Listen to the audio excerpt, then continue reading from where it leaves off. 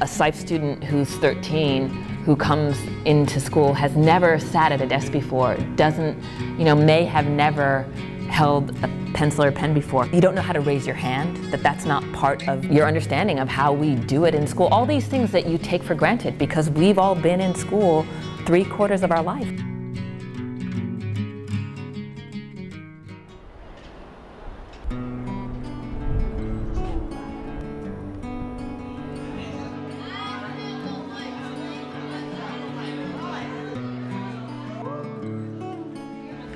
But she mentioned the constants and variables. Well, if you need to listen to what your classmates say. Yes, maybe. We are the first public high school in New York that specifically serves recently arrived immigrants who are older, 16 to 20 years old, and falling within that category, of course, we have a lot of SIFE students. What was her connection in math class? Anybody in the back? The state defines a SIFE student as a student who is behind in their literacy, in their native language, from 6 months up to 2 years, or who has had gaps in their education of up to 2 years. With SIFE students, you have a lot more problems than with other students generally with skills. It's not even just academic skills, it's things that go beyond that to knowing what it means to be a student.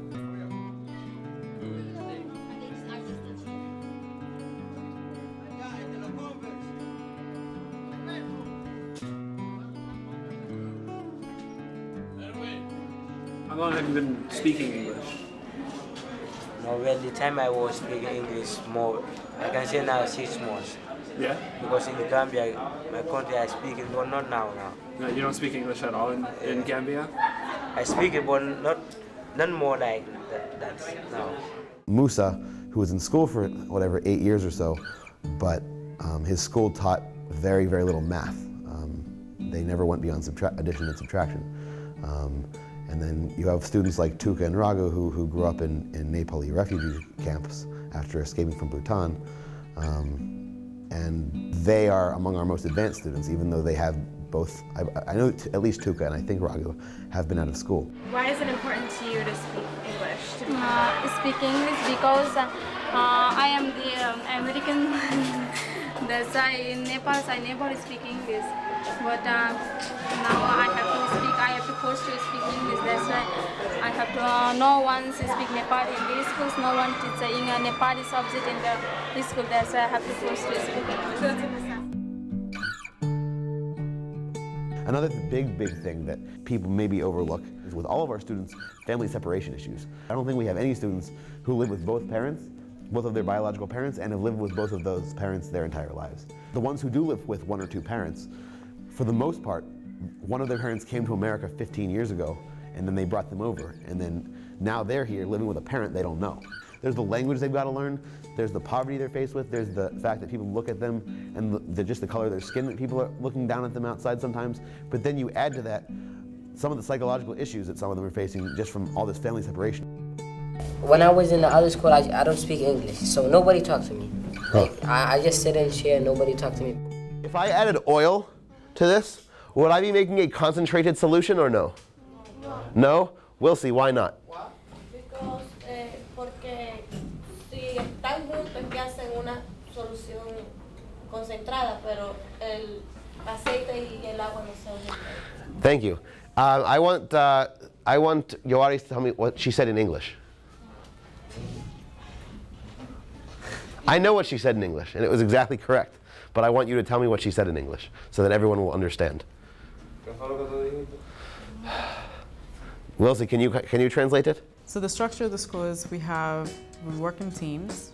So you have 4 interdisciplinary teachers, and the teachers, with the support of the coaches, are the ones who develop the curriculum. So I don't give them a curriculum. I don't say, here, this is what you need to teach. I don't think anybody should do that.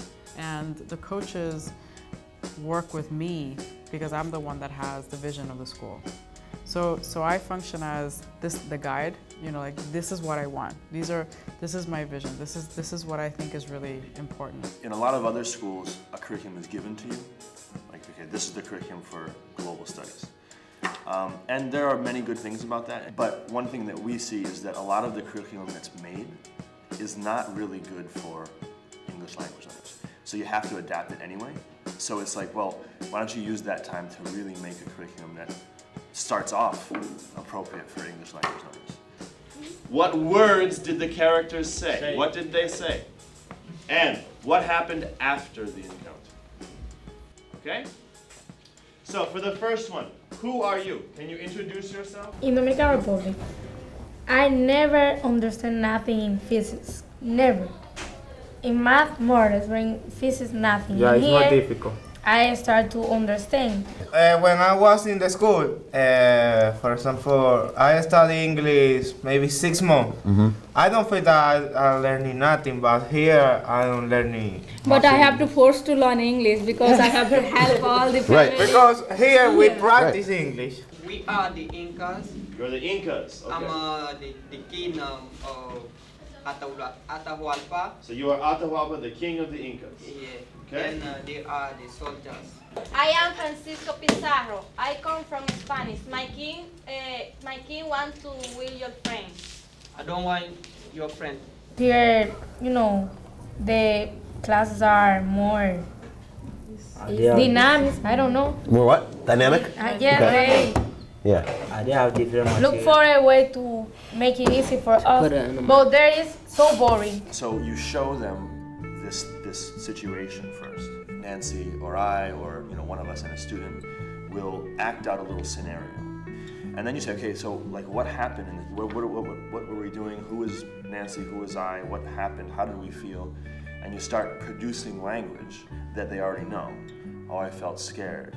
Oh, nervous. We give the definition first. Let them experience that through drama, as opposed to just read it.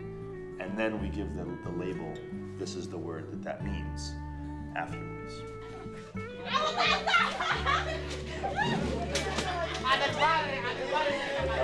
Okay.